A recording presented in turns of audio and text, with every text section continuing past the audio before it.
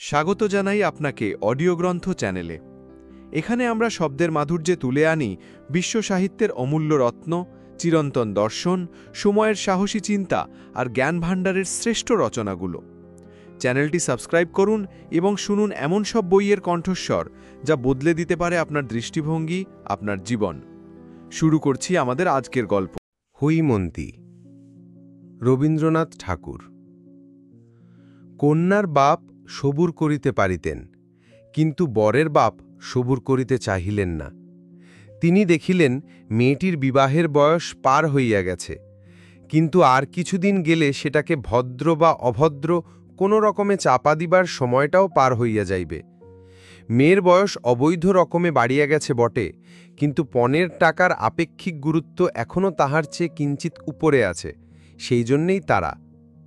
আমি ছিলাম বর, সুতরাং বিবাহ সম্বন্ধে আমার মত যাচাই করা অনাবশ্যক ছিল।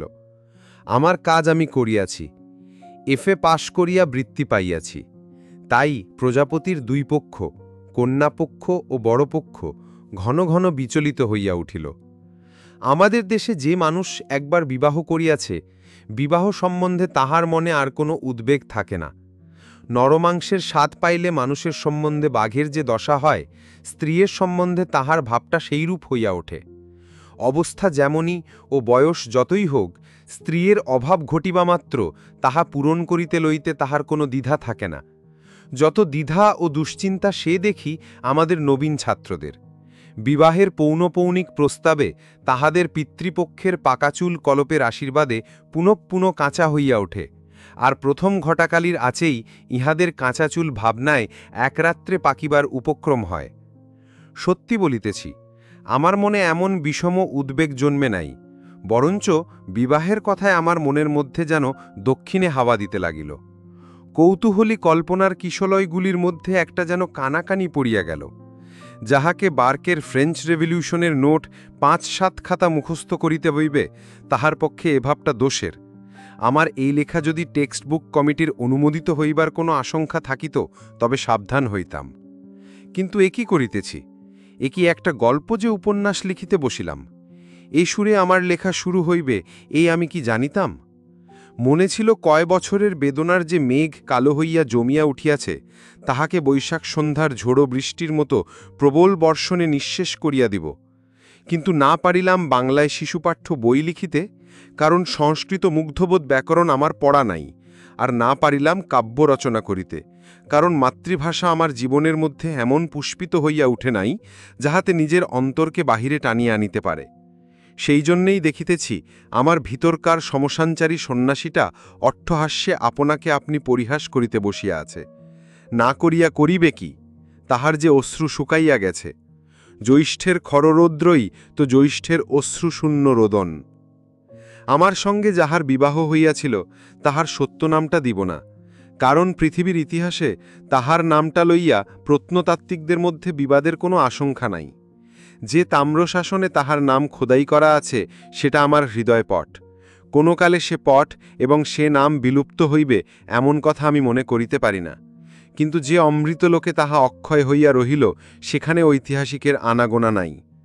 আমার এ লেখায় তাহার যেমন হোক একটা নাম চাই। আচ্ছা, তাহার নাম দিলাম শিশির। কেননা শিশিরে কান্নাহাসি একেবারে এক হইয়া আছে, আর শিশিরে ভোরবেলাটুকুর কথা সকালবেলায় আসিয়া ফুরাইয়া যায়। শিশির আমার চেয়ে কেবল 2 বছরের ছোট, অথচ আমার পিতা যে গৌরীদানের পক্ষপাতী ছিলেন না তাহা নহে। তাহার পিতা ছিলেন উগ্রভাবে সমাজবিদ্রোহী। দেশের প্রচলিত ধর্মকর্ম কিছুতে তাহার আস্থা ছিল না। তিনি কষিয়া ইংরাজি পড়িয়াছিলেন। আমার পিতা উগ্রভাবে সমাজের অনুগামী। মানিতে তাহার বাধে না এমন জিনিস আমাদের সমাজে সদরে বা অন্দরে, দেউড়ি বা খিড়কির পথে খুঁজিয়া পাওয়া দায়, কারণ ইনিও কষিয়া ইংরাজি পড়িয়াছিলেন। পিতামহ এবং পিতা উভয়েরই মতামত বিদ্রোহের 2 বিভিন্ন মূর্তি, কোনোটাই সরল স্বাভাবিক নহে।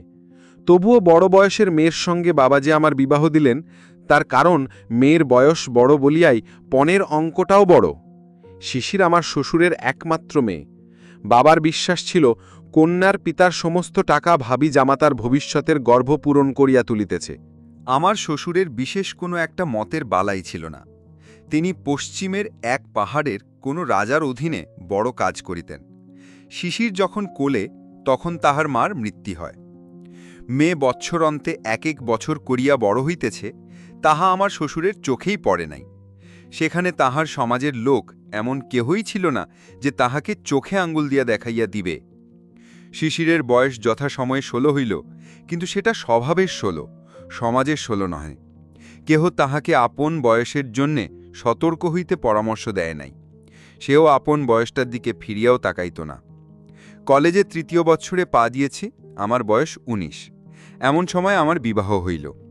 বয়সটা সমাজের মতে বা সমাজ সংস্কারকের মতে উপযুক্ত কিনা তাহা লইয়া তাহারা দুই পক্ষ লড়াই করিয়া রক্তারক্তি করিয়া মরুক। কিন্তু আমি বলিতেছি, সে বয়সটা পরীক্ষা পাশ করিবার পক্ষে যত ভালো হোক, বিবাহের সম্বন্ধ আসিবার পক্ষে কিছুমাত্র কম ভালো নয়। বিবাহের অরুণোদয় হইল একখানি ফটোগ্রাফের আভাসে। পড়া মুখস্থ করিতেছিলাম। একজন ঠাট্টা সম্পর্কের আত্মীয়া আমার টেবিলের ওপরে শিশিরের ছবিখানি রাখিয়া বলিলেন, এইবার সত্যিকার পড়া পড়ো, একেবারে ঘাড়মুড় ভেঙিয়া। কোনো একজন আনাড়ি কারিগরের তোলা ছবি। মা ছিল না, সুতরাং কেহ তাহার চুল টানিয়া বাঁধিয়া খপায় জড়ি জড়াইয়া, সাহা বা মল্লিক কোম্পানির জবরজং জ্যাকেট পরাইয়া বরপক্ষে চোখ ভুলাইবার জন্যে জালিয়াতির চেষ্টা করে নাই। ভারী একখানি সাদাসিধে মুখ, সাদাসিধে দুটি চোখ এবং সাদাসিধে একটি শাড়ি। কিন্তু সমস্তটি লইয়া কি যে মহিমা, সে আমি বলিতে পারি না। যেমন তেমন একখানি চৌকিতে বসিয়া, পিছনে একখানা ডোরা দাগ কাটা শতরঞ্জি ঝলানো, পাশে একটা টিপাইয়ের ওপরে ফুলদানিতে ফুলের তোড়া, আর গালিচার ওপরে শাড়ির বাঁকা পাড়টির নিচে দুখানি খালি পা। পটের ছবিটির ওপর আমার মনের সোনার কাঠি লাগিতেই সে আমার জীবনের মধ্যে জাগিয়া উঠিল। সেই কালো দুটি চোখ আমার সমস্ত ভাবনার মাঝখানে কেমন করিয়া চাহিয়া রহিল, আর সেই বাঁকা পাড়ের নিচেকার দুখানি খালি পা আমার হৃদয়কে আপন পদ্মাসন করিয়া লইল। পঞ্জিকার পাতা উল্টাইতে থাকিল। 2-3টে বিবাহের লগ্ন পিছাইয়া যায়। শ্বশুরের ছুটিয়ান মেলে না। ওদিকে সামনে একটা অকাল। 4-5টা মাস জুড়িয়া আমার আইবড়োর বয়সের সীমানাটাকে 19 বছর হইতে অনর্থক 20 বৎসরের দিকে ঠেলিয়া দিবার চক্রান্ত করিতেছে। শ্বশুরের এবং তাহার মনিবের ওপর রাগ হইতে লাগিল। যা হোক, অকালের ঠিক পূর্ব লগ্নটাতে আসিয়া বিবাহের দিন ঠেকিল। সেদিনকার সানাইয়ের প্রত্যেক তানটি যে আমার মনে পড়িতেছে। সেদিনকার প্রত্যেক মুহূর্তটিকে আমি আমার সমস্ত চৈতন্য দিয়া স্পর্শ করিয়াছি। আমার সেই 19 বছরের বয়সটি আমার জীবনে অক্ষয় হইয়া থাক। বিবাহ সভায় চারিদিকে হট্টগোল, তারই মাঝখানে কন্যার কোমল হাতখানি আমার হাতের ওপর পড়িল। এমন আশ্চর্য আর কি আছে? আমার মন বারবার করিয়া বলিতে লাগিল, আমি পাইলাম, আমি ইহাকে পাইলাম। কাহাকে পাইলাম? এই যে দুর্লভ, এই যে মানবী, ইহার রহস্যের কি কোনো অন্ত আছে? আমার শ্বশুরের নাম গৌরীশঙ্কর। যে হিমালয়ে বাস করিতেন, সেই হিমালয়ের তিনি যেন মিতা। তাহার গাম্ভীর্যের শিখর দেশে একটি স্থির হাস্য শুভ্র হইয়াছিল, আর তাহার হৃদয়ের ভিতরটিতে স্নেহের যে একটি প্রস্রবণ ছিল, তাহার সন্ধান যাহারা জানিত, তাহারা তাহাকে ছাড়িতে চাহিত না। কর্মক্ষেত্রে ভিড়িবার পূর্বে আমার শ্বশুর আমাকে ডাকিয়া বলিলেন, বাবা, আমার মেয়েটিকে আমি 17 বছর ধরিয়া জানি, আর তোমাকে এই কটি দিন মাত্র জানিলাম, তবু তোমার হাতেই ও রইল। যে ধন দিলাম, তাহার মূল্য যেন বুঝিতে পারো, ইহার বেশি আশীর্বাদ আর নাই। তাহার বেহাই বেহান সকলেই তাহাকে বারবার করিয়া আশ্বাস দিয়া বলিলেন, বেহাই, মনে কোনো চিন্তা রেখিও না, তোমার মেয়েটি যেমন বাপকে ছাড়িয়া আসিয়াছে, এখানে তেমনি বাপমা উভয়কেই পাইল। তাহার পরে শ্বশুরমশাই মেয়ের কাছে বিদায় লইবার বেলা হাসিলেন, বলিলেন, বুড়ি চলিলাম, তোর একখানি মাত্র এই বাপ, আজ হইতে ইহার যদি কিছু খোয়া যায় বা চুরি যায় বা নষ্ট হয়, আমি তার জন্যে দায়ী নই। মেয়ে বলিল, তাই বই কি, কোথাও একটি যদি লোকসান হয়, তোমাকে তার ক্ষতিপূরণ করিতে হইবে। অবশেষে নিত্য তাহার যেসব বিষয়ে বিভ্রাট ঘটে, বাপকে সেই সম্বন্ধে সে বারবার করিয়া সতর্ক করিয়া দিল। আহার সম্বন্ধে আমার শ্বশুরের যথেষ্ট সংযম ছিল না। গুটি কয়েক অপথ্য ছিল, তাহার প্রতি তাহার বিশেষ আসক্তি। বাপকে সেই সমস্ত প্রলোভন থেকে যথাসম্ভব ঠেকিয়ে রাখা মেয়ের এক কাজ ছিল। তাই আজ সে বাপের হাত ধরিয়া উদ্বেগের সহিত বলিল, বাবা, তুমি আমার কথা রেখো, রাখবে? বাবা হাসিয়া কহিলেন, মানুষ পণ করে পণ ভেঙে ফেলিয়া হাঁপ ছাড়িবার জন্যে, অতএব কথা না দেওয়াই সবচেয়ে নিরাপদ। তাহার পরে বাপ চলিয়া আসিলে ঘরে কপাট পড়িল। তাহার পরে কি হইল কেহ জানে না। বাপ ও মেয়ের অশ্রুহীন বিদায় ব্যাপার পাশের ঘর হইতে কৌতূহলী অন্তঃপুরিকার দল দেখিল এবং শুনিল। অবাক কাণ্ড! খোট্টার দেশে থেকে খোট্টা হইয়া গেছে, মায়া মমতা একেবারে নাই। আমার শ্বশুরের বন্ধু বনমালীবাবুই আমাদের বিবাহের ঘটকালি পড়িয়াছিলেন। তিনি আমাদের পরিবারেরও পরিচিত। তিনি আমার শ্বশুরকে বলিয়াছিলেন, সংসারে তো তোমার ওই একটাই মেয়ে, এখন এদেরই পাশে বাড়ি লইয়া এখানেই জীবনটা কাটাও। তিনি বলিলেন, যাহা দিলাম তাহা উজাড় করিয়াই দিলাম, এখন ফিরিয়া তাকাইতে গেলে দুঃখ পাইতে হইবে। অধিকার ছাড়িয়া দিয়া অধিকার রাখিতে যাইবার মতো এমন বিড়ম্বনা আর নাই। সবশেষে আমাকে নিভৃতে লইয়া গিয়া অপরাধীর মতো সসংকোচে বলিলেন, আমার মেয়েটির বই পড়ার শখ এবং লোকজনকে খাওয়াইতেও বড় ভালোবাসে, এজন্যে বেহাইকে বিরক্ত করিতে ইচ্ছা করি না। আমি মাঝে মাঝে তোমাকে টাকা পাঠাইব, তোমার বাবা জানিতে পারিলে কি রাগ করিবেন? প্রশ্ন শুনিয়া কিছু আশ্চর্য হইলাম। সংসারে কোনো একটি দিক থেকে অর্থ সমাগম হইলে বাবা রাগ করিবেন, তাহার মেজাজ এত খারাপ তো দেখি নাই। যেন ঘুষ দিতেছেন এমনিভাবে আমার হাতে একখানা 100 টাকার নোট গুজিয়া দিই আমার শ্বশুর দ্রুত প্রস্থান করিলেন। আমার প্রণাম লইবার জন্যে সবুর করিলেন না। পিছন হইতে দেখিতে পাইলাম এইবার পকেট হইতে রুমাল বাহির হইল। আমি স্তব্ধ হইয়া বসিয়া ভাবিতে লাগিলাম। মনে বুঝিলাম এরা অন্য জাতের মানুষ। বন্ধুদের অনেককেই তো বিবাহ করিতে দেখিলাম, মন্ত্র পড়ার সঙ্গে সঙ্গে স্ত্রীটিকে একেবারে একগ্রাসে গলাধকরণ করা হয়। পাকযন্ত্রে পৌঁছে কিছুক্ষণ বাদে এই পদার্থটির নানা গুণাগুণ প্রকাশ হইতে পারে এবং ক্ষণে ক্ষণে আভ্যন্তরীণ উদ্বেগও উপস্থিত হইয়া থাকে, কিন্তু রাস্তাটুকুতে কোথাও কিছুমাত্র বাঁধে না। আমি কিন্তু বিবাহ সভাতেই বুঝিয়াছিলাম, দানের মন্ত্রে স্ত্রীকে যেটুকু পাওয়া যায় তাহাতে সংসার চলে, কিন্তু 15 আনা বাকি থাকিয়া যায়। আমার সন্দেহ হয় অধিকাংশ লোকে স্ত্রীকে বিবাহ মাত্র করে, পায় না এবং জানেও না যে পাই নেই। তাহাদের স্ত্রীর কাছেও আমৃত্যুকালে খবর ধরা পড়ে না। কিন্তু সে যে আমার সাধনার ধন ছিল, সে আমার সম্পত্তি নয়, সে আমার সম্পদ। শিশির, না, এ নামটা আর ব্যবহার করা চলে না। একে তো এটা তাহার নাম নয়, তাহাতে এটা তাহার পরিচয়ও নহে। সে সূর্যের মতো ধ্রুব, সে ক্ষণজীবিনী উষার বিদায়ের অশ্রুবিন্দুটি নয়। কি হবে গোপনে রাখিয়া, তাহার আসল নাম হৈমন্তী। দেখিলাম এই 17 বছরের মেয়েটির ওপরে যৌবনের সমস্ত আলো এসে পড়িয়াছে, কিন্তু এখনও কৈশোরের কোল হইতে সে জাগিয়া ওঠে নাই। ঠিক যেন শৈলচূড়ার বরফের ওপর সকালের আলো ঠিকরিয়া পড়িয়াছে, কিন্তু বরফ এখনও গলিল না। আমি জানি কি অকলঙ্ক শুভ্র সে, কি নিবিড় পবিত্র। আমার মনে একটা ভাবনা ছিল যে লেখাপড়া জানা বড় মেয়ে, কি জানি কেমন করিয়া তাহার মন পাইতে হইবে। কিন্তু অতি অল্প দিনেই দেখিলাম মনের রাস্তার সঙ্গে বইয়ের দোকানের রাস্তার কোনো জায়গায় কোনো কাটাকাটি নেই। কবে যে তাহার সাদা মনটির ওপর একটু রং ধরিল, চোখে একটু ঘোঁড় লাগিল, কবে যে তাহার সমস্ত শরীর মন যেন উৎসুক হইয়া উঠিল, তাহা ঠিক করিয়া বলিতে পারি না। এ তো গেল একদিকের কথা, আবার অন্য দিকও আছে, সেটা বিস্তারিত বলিবার সময় আসিয়াছে।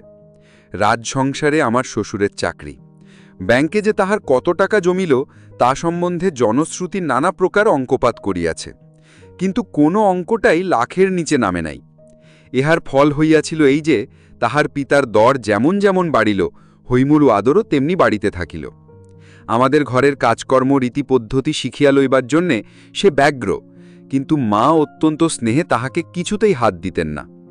এমনকি হৈমোর সঙ্গে পাহাড় হইতে যে দাসী আসিয়াছিল, যদিও তাহাকে নিজেদের ঘরে ঢুকিতে দিতেন না, তবু তাহার জাত সম্বন্ধে প্রশ্নমাত্র করিলেন না, পাছে বিশ্রী একটা উত্তর শুনিতে হয়। এমনিভাবে দিন চলিয়া যাইতে পারিত, কিন্তু হঠাৎ একদিন বাবার মুখ ঘোর অন্ধকার দেখা গেল। ব্যাপারখানা এই, আমার বিবাহে আমার শ্বশুর 15,000 টাকা নগদ এবং 5,000 টাকার গহনা দিয়াছিলেন। বাবা তাহার এক দালাল বন্ধুর কাছে খবর পাইয়াছেন, ইহার মধ্যে 15,000 টাকায় ধার করিয়া সংগ্রহ করিতে হইয়াছে, তাহার সুদও নিতান্ত সামান্য নহে। লাখ টাকার গুজব তো একেবারেই ফাঁকি। যদিও আমার শ্বশুরের সম্পত্তির পরিমাণ সম্বন্ধে আমার বাবার সঙ্গে তাহার কোনোদিন কোনো আলোচনাই হয় নাই, তবু বাবা জানি না কোন যুক্তিতে ঠিক করিলেন, তাহার বেহাই তাহাকে ইচ্ছাপূর্বক প্রবঞ্চনা করিয়াছেন। তারপরে বাবার একটা ধারণা ছিল আমার শ্বশুর রাজার প্রধানমন্ত্রী গোছের একটা কিছু। খবর লইয়া জানিলেন তিনি সেখানকার শিক্ষা বিভাগের অধ্যক্ষ। বাবা বলিলেন, অর্থাৎ স্কুলের হেডমাস্টার। সংসারে ভদ্রপদ যতগুলো আছে তাহার মধ্যে সবচেয়ে ওঁচা। বাবার বড় আশা ছিল, শ্বশুর আজ বাদে কাল যখন কাজে অবসর লইবেন তখন আমি রাজমন্ত্রী হইব। এমন সময়ে রাস উপলক্ষে দেশের কুটুম্বরা আমাদের কলিকাতার বাড়িতে আসিয়া জমা হইলেন। কন্যাকে দেখিয়া তাহাদের মধ্যে একটা কানাকানি পড়িয়া গেল। কানাকানি ক্রমে অস্ফুট হইতে স্ফুট হইয়া উঠিল। দূর সম্পর্কের কোনো এক দিদিমা বলিয়া উঠিলেন, পোড়া কপাল আমার, নাতবউ যে বয়সে আমাকেও হার মানাইল। আর এক দিদিমা শ্রেণিয়া বলিলেন, আমাদেরই যদি হার না মানাইবে তবে অপু বাহির হইতে বউ আনিতে যাইবে কেন? আমার মা খুব জোরের সঙ্গে বলিয়া উঠিলেন, ও মা, সে কি কথা? বৌমার বয়স সবে 11 বই তো নয়, এই আসছে ফাল্গুনে 12 পা দিবে। খোট্টার দেশে ডাল রুটি খাইয়া মানুষ, তাই অমন বাড়ন্ত হইয়া উঠিয়াছে। দিদিমারা বলিলেন, বাছা, এখনও চোখে এত কম তো দেখি না, কন্যাপক্ষ নিশ্চয়ই তোমাদের কাছে বয়স ভারিয়াই আছে। মা বলিলেন, আমরা যে কুষ্টি দেখিলাম। কিন্তু কথাটা সত্য, কুষ্টিতেই প্রমাণ আছে মেয়ের বয়স 17। প্রবীণারা বলিলেন, কুষ্টিতে কি আর ফাঁকি চলে না? এই লইয়া ঘোর তর্ক, এমনকি বিবাদও হইয়া গেল। এমন সময় সেখানে হৈম আসিয়া উপস্থিত। কোনো এক দিদিমা জিজ্ঞাসা করিলেন, নাতবউ, তোমার বয়স কত বলো তো? মা তাহাকে চোখ টিপিয়া ইশারা করিলেন। হৈম তাহার অর্থ বুঝিল না, বলিল, 17। মা ব্যস্ত হইয়া বলিয়া উঠিলেন, তুমি জানো না। হৈম কহিল, আমি জানি, আমার বয়স 17। দিদিমারা পরস্পর গা টিপাটিপি করিলেন। বধূর নির্বুদ্ধিতায় রাগিয়া উঠিয়া মা বলিলেন, তুই তো সব জান, তোমার বাবা যে বলিলেন তোমার বয়স 11। হৈম চমকিয়া কহিল, বাবা বলিয়াছেন? কক্ষণো না। মা কহিলেন, অবাক করিল, বেহাই আমার সামনে নিজের মুখে বলিলেন, আর মেয়ে বলে কক্ষণো না, এই বলিয়া আরেকবার চোখ টিপিলেন। এবার হৈম ইশারার মানে বুঝিল। স্বর আরও দৃঢ় করিয়া বলিল, বাবা এমন কথা কক্ষণই বলিতে পারেন না। মা গলা চড়াইয়া বলিলেন, তুই আমাকে মিথ্যেবাদী বলিতে চাস? হৈম বলিল, আমার বাবা তো কক্ষণই মিথ্যে বলেন না। ইহার পরে মা যতই গালি দিতে লাগিলেন, কথাটার কালি ততই গড়াইয়া ছড়াইয়া চারিদিকে লেপিয়া গেল। মা রাগ করিয়া বাবার কাছে তাহার বধূর মূঢ়তা এবং ততোধিক এগ্গুয়েমির কথা বলিয়া দিলেন। বাবা হৈমকে ডাকিয়া বলিলেন, আই বুড়ো মেয়ের বয়স 17, এটা কি খুব একটা গৌরবের কথা, তাই ঢাক পিটিয়ে বেড়াইতে হইবে? আমাদের এখানে এইসব চলবি না বলিয়া রাখিতেছি। হায় রে, তাহার বৌমার প্রতি বাবার সেই মধুমাখা পঞ্চম স্বর আজ একেবারে এমন বাঁচঘাই খাদে নাবিল কেমন করিয়া? হৈম ব্যথিত হইয়া প্রশ্ন করিল, কেহ যদি বয়স জিজ্ঞাসা করে কি বলিব? বাবা বলিলেন, মিথ্যে বলিবার দরকার নাই, তুমি বলিও, আমি জানি না, আমার শাশুড়ি জানেন। কেমন করিয়া মিথ্যে বলিতে না হয় সেই উপদেশ শুনিয়া হৈম এমনভাবে চুপ করিয়া রইল যে বাবা বুঝিলেন তাহার সদুপদেশটা একেবারে বাজে খরচ হইল। হৈমর দুর্গতিতে দুঃখ করিব কি, তাহার কাছে আমার মাথা হেঁট হইয়া গেল। সেদিন দেখিলাম শরৎ প্রভাতের আকাশের মতো তাহার চোখের সেই সরল উদার দৃষ্টি একটা কি সংশয়ে ম্লান হইয়া গেছে। ভীত হরিণীর মতো সে আমার মুখের দিকে চাহিল। ভাবিল, আমি ইহাদিগকে চিনি না। সেদিন একখানা শৌখিন বাধাই করা ইংরাজি কবিতার বই তাহার জন্য কিনিয়া আনিয়াছিলাম। বইখানি সে হাতে করিয়া লইল এবং আস্তে আস্তে কোলের ওপর রাখিয়া দিল। একবার খুলিয়া দেখিল না। আমি তাহার হাতখানি তুলিয়া ধরিয়া বলিলাম, হৈম, আমার উপর রাগ করিও না, আমি তোমার সত্যে কখনো আঘাত করিব না, আমি যে তোমার সত্যের বাঁধনে বাঁধা। হৈম কিছু না বলিয়া একটুখানি হাসিল।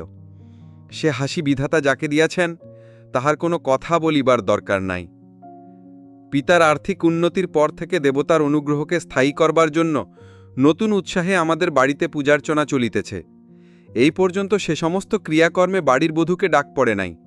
নতুন বধূর প্রতি একদিন পূজা সাজাইতে আদেশ হইল। সে বলিল, মা, বলিয়া দাও কি করিতে হইবে। ইহাতে কাহারও মাথায় আকাশ ভাঙিয়া পড়িবার কথা নয়, কারণ সকলেরই জানা ছিল মাতৃহীন প্রবাসে কন্যা মানুষ, কিন্তু কেবলমাত্র হৈমকে লজ্জিত করাই এই আদেশের হেতু। সকলেই গালে হাত দিয়া বলিল, ওমা, এ কি কাণ্ড! এ কোন নাস্তিকের ঘরের মেয়ে! এবারে সংসার হইতে লক্ষ্মী ছাড়িল, আর দেরি নাই। এই উপলক্ষে হৈমর বাপের উদ্দেশ্যে যাহা না বলিবার তাহা বলা হইল। যখন হইতে কটুকথার হাওয়া দিয়েছে, হৈম একেবারে চুপ করিয়া সমস্ত সহ্য করিয়াছে। একদিনের জন্য কাহারও সামনে সে চোখের জলও ফেলে নাই। আজ তাহার বড় বড় দুই চোখ ভাসাইয়া দিয়া জল পড়িতে লাগিল। সে উঠিয়া দাঁড়াইয়া বলিল, আপনারা জানেন, সে দেশে আমার বাবাকে সকলে ঋষি বলে। ঋষি বলে? ভরি একটা হাসি পড়িয়া গেল। ইহার পরে তাহার পিতার উল্লেখ করিতে হইলে প্রায়ই বলা হইত, তোমার ঋষি বাবা। এই মেয়েটির সকলের চেয়ে দরদের জায়গাটি যে কোথায় তাহা আমাদের সংসার বুঝিয়া লইয়াছিল। বস্তুত আমার শ্বশুর ব্রাহ্মণও নন, খ্রিস্টানও নন, হয়তোবা নাস্তিকও না হইবেন। দেবার্চনার কথা কোনোদিন তিনি চিন্তাও করেন নাই। মেয়েকে তিনি অনেক পড়াইয়াছেন, শুনাইয়াছেন, কিন্তু কোনোদিনের জন্য দেবতা সম্বন্ধে তিনি তাহাকে কোনো উপদেশ দেন নাই। বনমালীবাবু এ লইয়া তাহাকে একবার প্রশ্ন করিয়াছিলেন। তিনি বলিয়াছিলেন, আমি যাহা বুঝি না তাহা শিখাইতে গেলে কেবল কপটতা শেখানো হইবে। অন্তঃপুরে হৈমর একটি প্রকৃত ভক্ত ছিল। সে আমার ছোট বোন নারানী। বৌদিদিকে ভালোবাসে বলিয়া তাহাকে অনেক গঞ্জনা সইতে হইয়াছিল। সংসার যাত্রায় হৈমর সমস্ত অপমানের পালা আমি তাহার কাছেই শুনিতে পাইতাম। একদিনের জন্য আমি হৈমর কাছে শুনি নাই। এসব কথা সংকোচে সে মুখে আনিতে পারিত না। সে সংকোচ নিজের জন্য নহে। হৈমর তাহার বাপের কাছ হইতে যত চিঠি পাইত সমস্ত আমাকে পড়িতে দিত। চিঠিগুলি ছোট কিন্তু রসে ভরা। সেও বাপকে যত চিঠি লিখিত সমস্ত আমাকে দেখাইত। বাপের সঙ্গে তাহার সম্বন্ধটিকে আমার সঙ্গে ভাগ করিয়া না লইলে তাহার দাম্পত্য যে পূর্ণ হইতে পারিত না। তাহার চিঠিতে শ্বশুরবাড়ি সম্বন্ধের কোনো নালিশের ইশারাটুকুও ছিল না, থাকিলে বিপদ ঘটিত পারিত। নারানীর কাছে শুনিয়াছি, শ্বশুরবাড়ির কথা কি লেখে জানিবার জন্য মাঝে মাঝে তাহার চিঠি খোলা হইত। চিঠির মধ্যে অপরাধের কোনো প্রমাণ না পাইয়া উপরওয়ালাদের মন যে শান্ত হইয়াছিল তাহা নহে, বোধ করি তাহাতে তাহারা আশাভঙ্গের দুঃখই পাইয়াছিলেন। বিষম বিরক্ত হইয়া তাহারা বলিতে লাগিলেন, এত ঘন ঘন চিঠি বা কিসের জন্য? বাপই যেন সব, আমরা কি কেহ নই? এই লইয়া অনেক অপ্রিয় কথা চলিতে লাগিল। আমি মুগ্ধ হইয়া হৈমকে বলিলাম, তোমার বাবার চিঠি আর কাহাকেও না দিয়া আমাকেই দিও। কলেজে যাইবার সময় আমি পোস্ট করিয়া দিব। হৈম বিস্মিত হইয়া জিজ্ঞাসা করিল, কেন? আমি লজ্জায় তাহার উত্তর দিলাম না। বাড়িতে এখন সকলে বলিতে আরম্ভ করিল, এইবার অপুর মাথা খাওয়া হইল, বিএ ডিগ্রি শিকায় তোলা রইল, ছেলেরই বা দোষ কি? সে তো বটেই, দোষ সমস্তই হৈমর। তাহার দোষ যে তাহার বয়স 17, তাহার দোষ যে আমি তাহাকে ভালোবাসি, তাহার দোষ যে বিধাতার এই বিধি, তাই আমার হৃদয়ের রন্ধ্রে রন্ধ্রে সমস্ত আকাশ আজ বাঁশি বাজাইতেছে। বিএ ডিগ্রি আমি অকাতর চিত্তে চুলায় দিতে পারিতাম, কিন্তু হৈমর কল্যাণে পণ করিলাম, পাশ করিবই এবং ভালো করিয়া পাশ করিব। এ পণ রক্ষা করা আমার সে অবস্থায় যে সম্ভবপর হইয়া বোধ হইয়াছিল তাহার দুইটি কারণ ছিল। এক তো হৈমর ভালোবাসার মধ্যে এমন একটি আকাশের বিস্তার ছিল যে সংকীর্ণ আসক্তির মধ্যে সে মনকে জোড়াইয়া রাখিত না। সেই ভালোবাসার চারিদিকে ভারী একটি স্বাস্থ্যকর হাওয়া বহিত। দ্বিতীয়, পরীক্ষার জন্য যে বইগুলি পড়ার প্রয়োজন তাহা হৈমর সঙ্গে একত্রে মিলিয়া পড়া অসম্ভব ছিল না। পরীক্ষা পাশের উদ্যোগে কোমর বাঁধিয়া লাগিয়া পড়িলাম। একদিন রবিবার মধ্যাহ্নে বাহিরের ঘরে বসিয়া মার্টিনোর চরিত্রতত্ত্ব বইখানার বিশেষ বিশেষ লাইনের মধ্যপদগুলো ফাড়িয়া ফেলিয়া নীল পেন্সিলের লাঙল চালাইতেছিলাম। এমন সময় বাহিরের দিকে হঠাৎ আমার চোখ পড়িল। আমার ঘরের সম্মুখে আঙিনার উত্তর দিকে অন্তঃপুরে উঠিবার একটা সিঁড়ি, তাহারই গায়ে গায়ে মাঝে মাঝে গাড়াতে দেওয়া এক একটা জানলা। দেখি তাহারই একটি জানলায় হৈম চুপ করিয়া বসিয়া পশ্চিমের দিকে চাহিয়া। সেদিকে মল্লিকদের বাগানে কাঁচন গাছ গোলাপি ফুলে আচ্ছন্ন। আমার বুকে ধক করি একটা ধাক্কা দিল, মনের মধ্যে একটা অনবধানতার আবরণ ছিড়িয়া পড়িয়া গেল। এই নিঃশব্দ গভীর বেদনার রূপটি আমি এতদিন এমন স্পষ্ট করিয়া দেখি নাই। কিছু না, আমি কেবল তাহার বসিবার ভঙ্গিটুকু দেখিতে পাইতেছিলাম। কোলের উপরে একটি হাতের উপর আরেকটি হাত স্থির পড়িয়া আছে, মাথাটি দেয়ালের উপরে হেলানো, খোলা চুল বাম কাঁধের উপর দিয়া বুকের উপর ঝুলিয়া পড়িয়াছে। আমার বুকের ভিতরটা হুহু করিয়া উঠিল। আমার নিজের জীবনটা এমনই কানায় কানায় ভরিয়াছে যে আমি কোথাও শূন্যতা লক্ষ্য করিতে পারি নাই। আজ হঠাৎ আমার অত্যন্ত নিকটে অতি বৃহৎ একটা নৈরাশ্যের গহ্বর দেখিতে পাইলাম। কেমন করিয়া কি দিয়ে আমি তাহা পূরণ করি? আমাকে তো কিছুই ছাড়িতে হয় নাই, না আত্মীয়, না অভ্যাস, না কিছু। হৈম যে সমস্ত ফেলিয়া আমার কাছে আসিয়াছে, সেটা কতটা, সেটা আমি ভালো করিয়া ভাবি নাই। আমাদের সংসারে অপমানের কণ্টক শয়ন এসে বসিয়াছে, সেই শয়ন আমিও তাহার সঙ্গে ভাগ করিয়া লইয়াছি। সেই দুঃখে হৈমর সঙ্গে আমার যোগ ছিল, তাহাতে আমাদিকে পৃথক করে নাই। কিন্তু এই গিরিনন্দিনী 17 বৎসর কাল অন্তরে অন্তরে মুহূর্তে মুহূর্তে কত বড় একটা মুক্তির মধ্যে মানুষ হইয়াছে। কি নির্মল সত্য ও উদার আলোকে তাহার প্রকৃতি এমন ঋজু শুভ্র ও সবল হইয়া উঠিয়াছে। তাহা হইতে হৈম যে কিরূপ নিরাতিশয় ও নিষ্ঠুর রূপে বিচ্ছিন্ন হইয়াছে, এতদিন আমি তাহা সম্পূর্ণ অনুভব করিতে পারি নাই, কেননা সেখানে তাহার সঙ্গে আমার সমান আসন ছিল না। হৈম যে অন্তরে অন্তরে মুহূর্তে মুহূর্তে মরিতেছিল, তাহাকে আমি সব দিতে পারি, কিন্তু মুক্তি দিতে পারি না, তাহা আমার নিজের মধ্যে কোথায়। সেই জন্যই কলিকাতার গলিতে ওই গাড়াদের ফাঁক দেয়া নির্বাক আকাশের সঙ্গে তাহার নির্বাক মনের কথা হয়, এবং একদিন রাত্রে হঠাৎ জাগিয়া উঠিয়া দেখি সে বিছানায় নাই, হাতের উপর মাথা রাখিয়া আকাশ ভরা তারার দিকে মুখ তুলিয়া ছাতে শুইয়া আছে। মার্টিনও পড়িয়া রহিল। ভাবিতে লাগিলাম কি করি। শিশুকাল হইতে বাবার কাছে আমার সংকোচের অন্ত ছিল না, কখনো মুখোমুখি তাহার কাছে দরবার করিবার সাহস বা অভ্যাস আমার ছিল না। সেদিন থাকিতে পারিলাম না, লজ্জার মাথা খাইয়া তাহাকে বলিয়া বসিলাম, বউয়ের শরীর ভালো নয়, তাহাকে একবার বাপের কাছে পাঠাইলে হয়। বাবা তো একেবারে হতবুদ্ধি। মনে লেশমাত্র সন্দেহ রহিল না যে হৈমই এরূপ অভূতপূর্ব স্পর্ধায় আমাকে প্রবর্তিত করিয়াছে। তখনই তিনি উঠিয়া অন্তঃপুরে গিয়া হৈমকে জিজ্ঞাসা করিলেন, বলি বৌমা, তোমার অসুখটা কিসের? হৈম বলিল, অসুখ তো নাই। বাবা ভাবিলেন এ উত্তরটা তেজ দেখাইবার জন্য। কিন্তু হৈমর শরীরও যে দিনে দিনে শুকাইয়া যাইতেছিল, তাহা আমরা প্রতিদিনের অভ্যেসবশতই বুঝিয়া উঠি নাই। একদিন বনমালীবাবু তাহাকে দেখে চমকিয়া উঠিলেন। হ্যাঁ, এ কি হৈমি, এ কেমন চেহারা, অসুখ করে নাই তো? হৈম কহিল, না। এই ঘটনা 10 দিন পরেই বনানাই কহানাই হঠাৎ আমার শ্বশুর আসিয়া উপস্থিত। হৈমর শরীরের কথাটা নিশ্চয় বনমালীবাবু তাহাকে লিখিয়াছিলেন। বিবাহের পর বাপের কাছে বিদায় লইবার সময় মেয়ে আপনার অশ্রু চাপিয়া নিয়াছিল। এবার মিলনের দিন বাপ যেমনই তাহার চিবুক ধলিয়া মুখটি তুলিয়া ধরিলেন, অমনি হৈমর চোখের জল আর মানা মানিল না। বাপ একটি কথা বলিতে পারিলেন না, জিজ্ঞাসা পর্যন্ত করিলেন না, কেমন আছিস? আমার শ্বশুর তাহার মেয়ের মুখে এমন একটি কিছু দেখিয়াছিলেন, যাহাতে তাহার বুক ফাটিয়া গেল। হৈম বাবার হাত ধরিয়া তাকে শোবার ঘরে লইয়া গেল। অনেক কথা যে জিজ্ঞাসা করিবার আছে। তাহার বাবারও যে শরীর ভালো দেখাইতেছে না। বাবা জিজ্ঞাসা করিলেন, বুড়ি, আমার সঙ্গে যাবি? হৈম কাঙালের মতো বলিয়া উঠিল, যাব। বাবা বলিলেন, আচ্ছা, সব ঠিক করিতেছি। শ্বশুর যদি অত্যন্ত উদ্বিগ্ন না হইয়া থাকিতেন, তাহা হইলে এই বাড়িতে ঢুকিয়াই বুঝিতে পারিতেন এখানে তাহার আর সেদিন নাই। হঠাৎ তাহার আবির্ভাবকে উপদ্রব মনে করিয়া বাবা তো ভালো করিয়া কথাই কহিলেন না। আমার শ্বশুরমশাই স্বয়ং একজন ভালো ডাক্তার আনিয়া পরীক্ষা করাইলেন। ডাক্তার বলিলেন, বায়ু পরিবর্তন আবশ্যক, নইলে হঠাৎ একটা শক্ত ব্যামো হইতে পারে। বাবা হাসিয়া কহিলেন, হঠাৎ একটা শক্ত ব্যামো তো সকলেরই হইতে পারে, এটা কি আবার একটা কথা? আমার শ্বশুর কহিলেন, জানেন তো, উনি একজন প্রসিদ্ধ ডাক্তার, উহার কথাটা কি?